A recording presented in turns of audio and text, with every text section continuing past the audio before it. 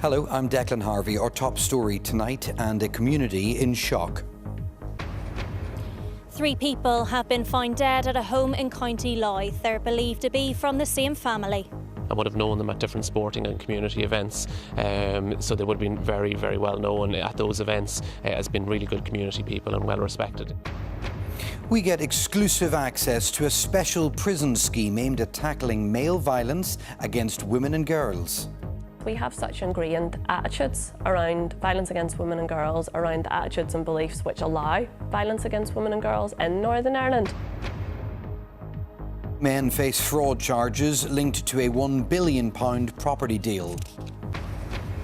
Sinn Féin President Mary Lou MacDonald warns her party will not tolerate any move to force UK national identity cards on Irish citizens in Northern Ireland. Calls for a cross-border approach to tackle waiting lists for women with endometriosis. Europe wins a thriller of a Ryder Cup. We hear from Rory McIlroy and Shane Lowry, who played a key role in New York. And rain is in the forecast most days this week, but that doesn't mean that every day is a complete washout. I'll be back with more details later.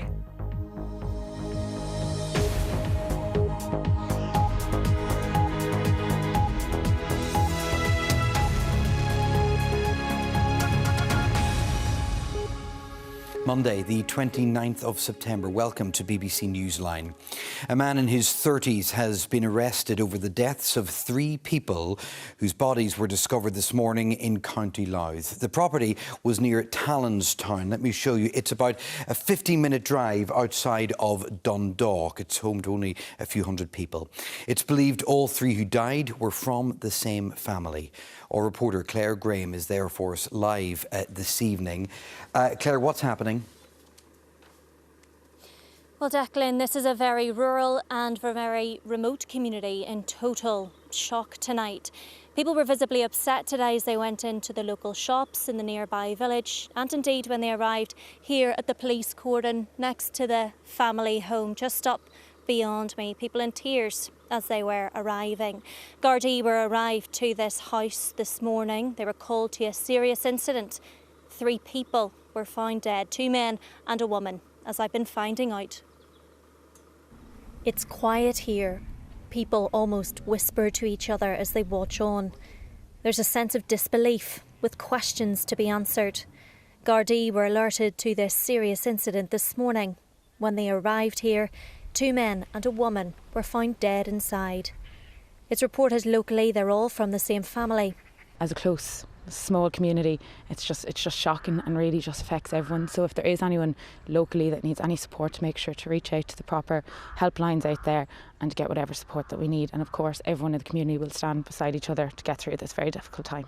There's a clear sense of grief in the area. This is really, really shocking. As you can see, it's a very rural, close-knit community here where everyone knows everybody. This family are very well known and respected in the area, and really since 10 o'clock this morning there's been a huge sense of grief. I would have known them personally, even from calling to their door during the local elections last year, and would have known them at different sporting and community events, so they would have been very, very well known at those events as being really good community people and well respected in sporting fields in and of themselves. Forensics continue to work at the scene, and a man in his 30s has been arrested. I think further information will become available in due course, and what I can say, and I think what the Gardaí have said, is that they're not looking for anyone else in respect of this criminal act.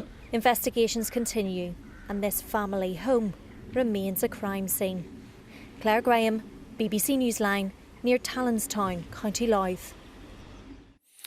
In a special report this evening, this programme has been given exclusive access to one of our prisons to see in action unique workshops about male violence against women and girls. The programme is being delivered in all 3 of our working jails, and it's part of an effort to tackle what has been described by some politicians as an epidemic of domestic and sexual violence here. The charity White Ribbon NI runs the courses, and Eve Rosado went inside Hydebank Wood, which houses younger and female offenders, to find out more. When we talk about violence against women and girls, we often think about the crimes against women and girls. Tanny McCory is the CEO of White Ribbon NI. She spent her entire career fighting for women and girls, and now that includes educating men and boys. This is probably one of my most challenging pieces of work, but the piece of work that I believe will transform attitudes in the long run. The amount the prison service have dedicated to this, that has been invaluable. It has normalised this conversation in here. Tawny has been working in the prison service in this way for a few years now. She says many of the young men she encounters here at Hydebank have experienced domestic abuse, either witnessed it or been the victims of it themselves in their homes, but they don't always have the tools to recognise what it is. What I hadn't truly thought about was that the young men that I was working with would have been so impacted by the experiences that they'd had when they were younger, when they watched violence against their mother. And from talking to the men in here, I can see how that changed the trajectory of their whole life. You know, it's not an excuse, but it's a reason. There were over 2,500 prosecutions under the Domestic Abuse Act in the last year. Over 90% of those convicted were male. Our prison population here is overwhelmingly young men.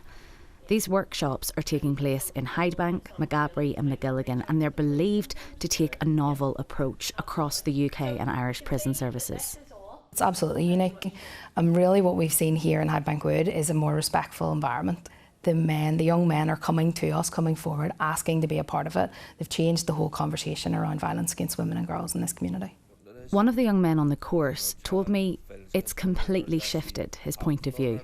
There's a lot of things you wouldn't even realise. It's like jokes and just wee stupid things you wouldn't realise it's actually violence against women, but it all builds up, it leads to bigger things. I didn't realise it actually is as bad as what you learn it to be. It makes you realise, it makes you think. Of course, think about a lot of things that I didn't think about before. I have a daughter and I would like as the community to be safer for her too. Tanny says she does sometimes get pushback, but her work is about encouraging open dialogue. We have such ingrained attitudes around violence against women and girls, around the attitudes and beliefs which allow violence against women and girls in Northern Ireland. The first one I always get is, well, it's a woman's world now, you know, it's easy for women now, which as a woman, I know that that's not the truth. We don't have true equality yet. It's encouraging that conversation in rooms where those conversations just haven't been had before. Eve Rosado with that report. And you can learn more about these workshops and critically what inmates have been making of them. The full story is on our website this evening. The address is there on your screen. You'll also find it on the BBC News app too. The trial of two men facing fraud charges linked to Northern Ireland's biggest ever property deal is underway. The £1 billion deal followed the financial crash of 2008 when loan books were being sold off by the Irish government agency known as NAMA. Today, a court heard that two of those involved here had been motivated by greed as they tried to make millions of pounds. Belfast businessman Frank Cushnahan and former law firm partner Ian Coulter deny all the charges against them. Our correspondent Mark Simpson was in court. The trial of 83-year-old Frank Cushnahan and 54-year-old Ian Coulter deals with matters which date back well over a decade. After NAMA was set up, the Northern Ireland loan book was sold off for £1.1 billion. It's alleged there was wrongdoing behind the scenes as the deal was being done. In total, Frank Cushnahan faces 2 charges. Ian Coulter faces 5. Both men deny all of the charges against them. Frank Cushnahan is a well-known Belfast businessman. He was appointed as an advisor to NAMA in 2010. He's accused of fraud. Ian Coulter used to be the managing partner in the Belfast law firm Tunes. He's also accused of fraud and transferring criminal property, namely money. Prosecution barrister Jonathan Kinnear KC told the court, motivated by greed, they both acted dishonestly. withholding information and providing false information to ensure they shared in the massive profits which were available. The case is being heard by a jury of 12 people, 9 men and 3 women. Mr. Kinnear told them, "The story is long, there are quite a lot of documents, but it is not particularly complicated. Ultimately, you will need to decide if the defendants acted dishonestly." At the end of today's hearing, the judge told the jury not to research the case on the internet, but instead to make up their minds based on the evidence which they hear during the trial. It is expected to last up to 12 weeks. It's due to resume tomorrow morning. Mark Simpson, BBC Newsline at Laganside Courts. Now, the Labour Party is gathered for its annual conference in Liverpool, and at a fringe event hosted by Sinn Féin, the party president Mary Lou McDonald took the opportunity to warn the government that she and her colleagues will resist any moves that would force UK identity cards on Irish citizens in Northern Ireland. Delegates at the conference today also heard a strong endorsement of shipbuilding in Belfast. That came from the Chancellor Rachel Reeves. Listening to it all is our political editor Enda McClafferty, who joins us from the banks of the Mersey tonight. Enda, it seems Northern Ireland is featuring a bit this year. Yes, not easy, Declan, to get on the conference radar on a day dominated by the Chancellor and her economic warnings, and also by the Home Secretary and her immigration system shake-up. But Northern Ireland did feature, as you say, with those ongoing concerns about the government's plan for a national identity card, and also in some one-to-one FaceTime between the Chancellor and a businesswoman from Northern Ireland. Now, we'll assess what all of that means in a moment, but first of all, our political correspondent Gareth Gordon has been following today's developments. A government with a massive majority shouldn't be under so much pressure this early, but Labour is, in this case over the prosecution of army veterans in Northern Ireland, inheritance tax and now ID cards. The president of Sinn Féin is in Liverpool, pushing again for a border poll and railing against what her party refers to as a Brit card. It's out of the question that there would be a forced identity card on Irish people living in the northeastern part of Ireland. That's not acceptable. The issue of identity is a settled matter under the Good Friday Agreement. To be Irish, to be British, to be both. The person under most pressure this week at the conference is Sir Keir Starmer. Next to him, probably the Chancellor Rachel Reeves. Northern Ireland did get one mention in her speech this morning, a small one. When the shipbuilder Holland and Wolff was in danger, we chose to step in, to guarantee a future for shipbuilding in Belfast, in Devon and in Fife. And I am proud to see the British shipbuilding industry going from strength to strength. With just last month, the Secretary of State applauded that. The Chancellor's speech over, she sat down with a well-known businesswoman from Northern Ireland. Every time I get a meeting with her with my UK hat on, I always talk about Northern Ireland, and she was just in Belfast about 3 weeks ago visiting some businesses, so she does get the agenda in Northern Ireland. She knows the challenges and difficulties we have. So the lobbying continues. The central message that we have at this event is that the next budget has to prioritise economic growth. You have to support business, because the only way you're going to get growth is to support business, and that requires some difficult decisions. So will it be progress or going round in circles? The budget is in just a few weeks. Gareth Gordon, BBC Newsline at the Labour conference in Liverpool. And Enda still with us live. Enda, what message then did the Chancellor get today about economic pressures in Northern Ireland?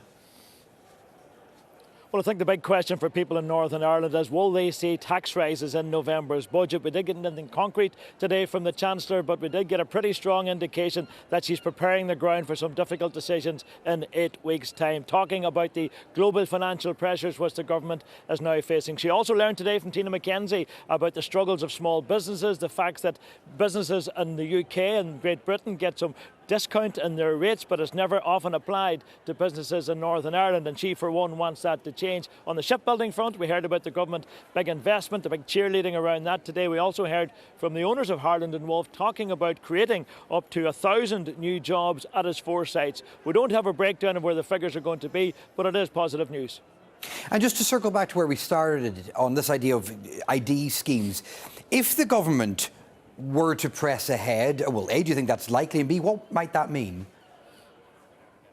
Well, big resistance to this plan. We know we got an illustration here last night with hundreds of people taking part in a demonstration. Lots of Labour MPs also unhappy. They feel that the ground wasn't prepared for this announcement, and the government spent more time now talking about what's not in this plan as opposed to what's in this plan. We heard today from the Secretary of State, Hilary Benn. He was asked about it, and it seems as if the government's pressing ahead. He talked about a consultation exercise very shortly, and he also said that the government was going to respect the Good Friday Agreement and the Common Travel Area, because he knows that is potentially very sensitive, not least for the political parties in Northern Ireland. Enda live in Liverpool for us this evening. Thank you very much. Enda McLafferty there. A pizza takeaway in North Antrim has been targeted for the second time in 4 months in what police are describing as a racially motivated crime. The front window and door of the restaurant on Bushmills Main Street were smashed early this morning. There was extensive damage caused inside too. Paint was also thrown around the property. Now, very little has changed in the past 2 decades when it comes to improving support for women who have endometriosis. That's what MLAs were told today in the Assembly. They also heard of how some women have waited 9 years to be seen. There are calls for a cross-border approach now, and the Health Minister says some initiatives are starting to make a difference. Our health correspondent Mary-Louise Connolly reports. Girls and women here have been talking about endometriosis for decades, but nothing's changing. They say it's like having shards of broken glass inside their body. It's excruciatingly painful, with some requiring organs removed. From teenagers to adults, more than 37,000 women here are on waiting lists. More than 5% are waiting around 3 years for treatment, 9 years for a diagnosis. There were calls for a cross-border approach to care. Women wait years just to get a diagnosis, and treatment plans that are either non-existent or far from what is the recommended standard of best practice. We don't need or want platitudes. 7-year waits are not good enough. Living in crippling pain is not good enough. Being dismissed is not good enough. Women have had enough. Endometriosis causes tissues similar to the lining of the uterus growing and attaching itself to other organs. That causes extensive pain, heavy periods, even fertility issues. Treatment often requires surgery. BBC Newsline has extensively covered women's stories. In 2023, this consultant spoke out. I think women with endometriosis are getting very much a raw deal. Endometriosis is viewed very much as a benign disease, but that really underplays the suffering it causes. The Minister says a Women's Health Action Plan will help tackle the waits, but at this stage he can't say when that will be published. Mary-Louise Connolly, BBC Newsline. Now, maybe you were one of the bleary-eyed this morning because you stayed up late to see this.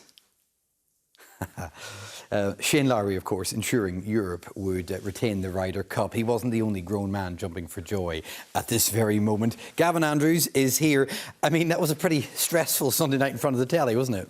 Yeah, I was all settled in for a relaxing evening. I wasn't jumping like that, but I was up and getting far too old for that. What a night, though. Europe beat the USA by 15 points to 13 at Bethpage in New York.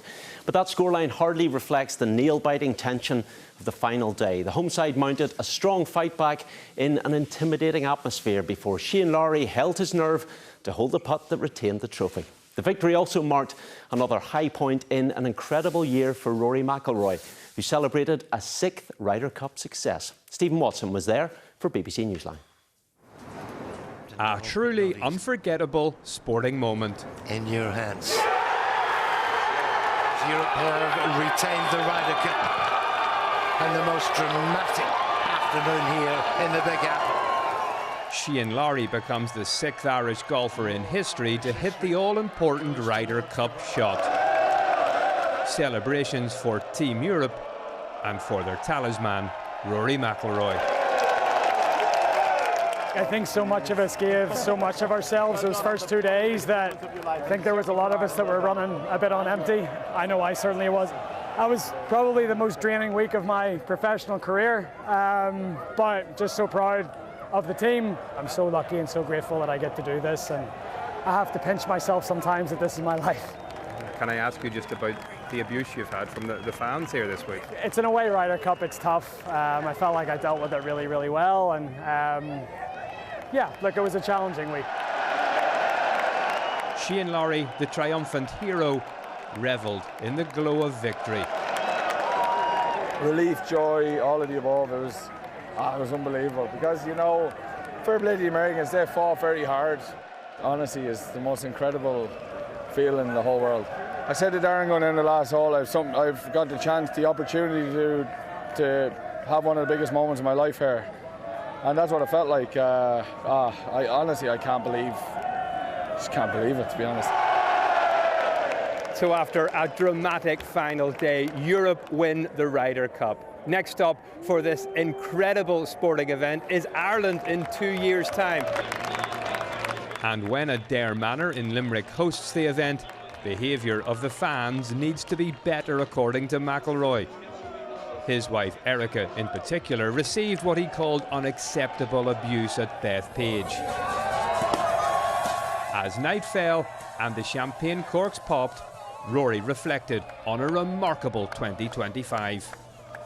I think best year of my life on and off the course too. You know, I've got so many things to be grateful and lucky for away from the golf course. Beautiful wife, beautiful daughter, my parents are healthy. I've got a great support group, great friends. And that's the important thing. When it's all said and done, I'm going to have those really important people in my life, and I feel so lucky for that. And has having that very close family put all of this into perspective for you? It has, absolutely. It's been great to have Erica here this week. My dad's here. My mum cannot do an away Ryder Cup, but I can't wait to see her soon, and I also, you know, can't wait to see Poppy tomorrow as well. But before that, a party with his teammates and the trophy. Stephen Watson, BBC Newsline, New York. I feel like a zombie today, no doubt. The Pittsburgh Steelers beat the Minnesota Vikings 24-21 in front of a crowd of 75,000 at Croke Park yesterday. It was the first NFL regular season game ever to be held in Dublin, and the game did live up to all the hype. But was it a one-off, or will the NFL now make this an annual event? Thomas Kane reports. First one with the Steelers. Pittsburgh left with the victory on a day when Dublin and Croke Park were arguably the biggest winners of all. All of my friends back at home are jealous. That's what I could say. I mean, everyone I've met here, they're ecstatic. It's been great. This is fantastic. It's my first foreign game to go to, and it was awesome. It was great to come out with a victory. Croke Park is beautiful. The people are beautiful here in Ireland. It was good. I mean, the game could have turned out a little bit better if we'd had a couple more minutes, but overall, I'd say we had a good time. Yeah, I would love to see it back, but would it beat an All-Ireland hurling final? No. Would it beat an All-Ireland football final? Maybe. Here we go! All the early indications are that from a commercial and sporting perspective, this event has already been a success. It may have been a first ever regular season NFL game in Dublin, but the suggestions now are it may not be the last. The whole experience was fantastic. Shout out to the country and everybody that made this happen. You know, win or lose, I would have said the same thing. I just felt like the reception from the people here was outstanding. Do you think Dublin has done enough to deserve another NFL game in the future? 100%. I really enjoyed everything that we experienced here. It was a short trip, but it'll be a nice flight back with hopefully a yearly return by, you know, us or two other teams. Has it maybe even exceeded your own expectations of what was possible here? It really has. I mean, I think, again, that's that collaboration. That's the work that the city and the government did with us to bring this to life. I think the city, from day one of this week, looked great. And then with the fans there as well, sort of decorating and filling the city, it really was an incredible week. As the sun sets on the NFL's Dublin debut, all eyes will be on what's to come for American football fans next. Thomas Kane, BBC Newsline, Croke Park. Staying with the NFL, and Jude McAtamney kicked 2 field goals in the New York Giants' 21-18 home win against Los Angeles Chargers last night. The former Derry Gaelic footballer from Swatra was stepped up from the Giants practice squad after the regular place kicker Graham Gano picked up an injury. Jude kicked 2 field goals and an extra point in an impressive display on his first start of the season. Glenavon have parted company with manager Paddy McLaughlin after their winless start to the Irish Premiership season. Saturday's 2-0 home defeat to Crusaders proved to be the final straw, marking the Lurgan side's 9th defeat in as many games. They sit bottom of the table with no points and are 9 points behind the nearest teams above them. The Belfast Giants had wins home and away against the Glasgow Clan in Ice Hockey's Challenge Cup over the weekend. They followed up a 3-1 win at the SSE on Saturday with a 4-2 victory in Scotland last night. And that is your sport. Declan. Thank you very much for that. I'm reliably informed by those in the know, Cecilia, that this is called Duncan's Dam in Lisburn. And actually, despite how calm the water is there, there's a bit of a change this week, isn't there? Yes, but it was really nice for a time this afternoon. Temperatures up to 17 degrees, and we've got more relatively mild weather to come, Declan, over the next few days. Rain never too far away, but that does not mean that every day is a washout.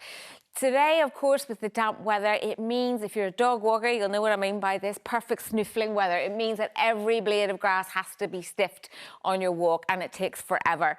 We are going to have some more damp weather later on tonight, but it's dry at least for the next few hours before this showery rain moves in from the west. It's going to be very mild tonight, with temperatures staying in double digits. So still some rain and drizzle left over first thing tomorrow morning and through the rush hour, and a very mild start to the day, and also a very murky start. There'll be lots of low cloud and fog over the hills. But it looks like it will improve. It'll dry up for a time, maybe even brighten up, especially towards the north coast. A few splashes of rain in the afternoon, but it's really late in the day before the main wet weather system comes in from the Atlantic. And that will bring prolonged and heavy rain tomorrow night. But look at the temperatures for the end of September. 16 to 18 degrees is not bad at all. Now, it'll continue wet through Tuesday evening and Tuesday night. Probably quite a lot of rain falling in some areas, leading to maybe even some spot flooding in places. And also a very mild night, exceptionally mild, temperatures staying in the low teens. So Wednesday is the 1st of October. It's going to be mild. It's going to be wet to start with. But once again, that rain moves on and it dries up for a time. It brightens up in places, and temperatures will hit 16 to 18 degrees. So again, there's some dry gaps to come through the next couple of days. But as we look ahead, things are going downhill for Thursday because prolonged rain's moving in, and it looks at this stage as though Thursday will be a pretty wet day. And then towards the end of the week, we've got an area of low pressure coming in, which could bring potentially very stormy conditions through Friday night and into Saturday. Of course, BBC NI weather team will keep you up to date with that, Declan. Snuffling weather is a new one for me. Thank you very much, Cecilia. We will update you again at 10:35. Have a great evening, and we'll be back here at 6:30 tomorrow, of course. Bye-bye.